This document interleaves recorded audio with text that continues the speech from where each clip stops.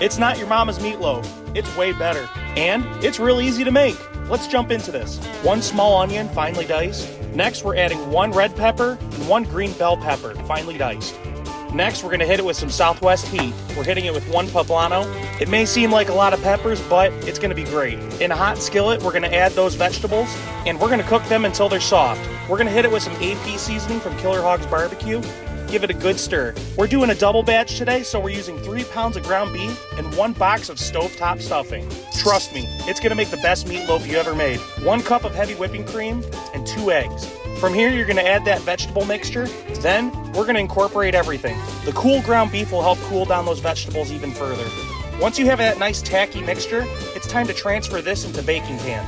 We have 2 pans because we're doing a meal prep. Once you have them loafed out into pans, set them aside, and now it's time to make that topping. This gives it that Southwest twang.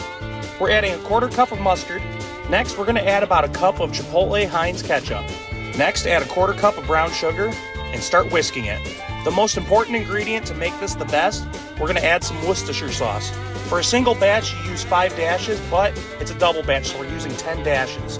From here, give it a good whisk. This is gonna give this a nice Southwest spicy twang. If you're not adding this to your meatloaf, you've gotta try it. It's incredible. Now, time for the finishing touches. We're gonna add some brisket rub from Killer Hogs. This will give us that nice salt, pepper, garlic profile that we're loving. Then, it's time to add on that sauce. Be sure to brush it on when you're done. Then you're gonna transfer this to either your oven or preheated smoker. We're cooking this at 375 degrees for an hour. And would you look at that? That looks absolutely insane. We let this rest for about 15 minutes before cutting into this, and we're gonna cut some thick slices. And of course, you gotta get a good cross section. That looks awesome. We like to serve this with some garlic mashed potatoes and serve it right on top. That with a homemade mushroom gravy, you got yourself an incredible dinner. This is a great meal for a cold winter day. Oh yeah, we gotta keep it fancy, so we gotta add some of that food glitter. And there you have it, not your mama's meatloaf. The flavor profile is absolutely dynamic.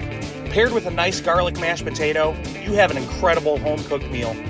The thing that takes it to this next level is that sauce mixture on the outside.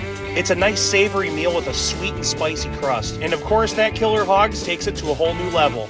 Like what we're cooking? Be sure to like, follow, share, and subscribe. And as always, we'll see you guys at the next barbecue.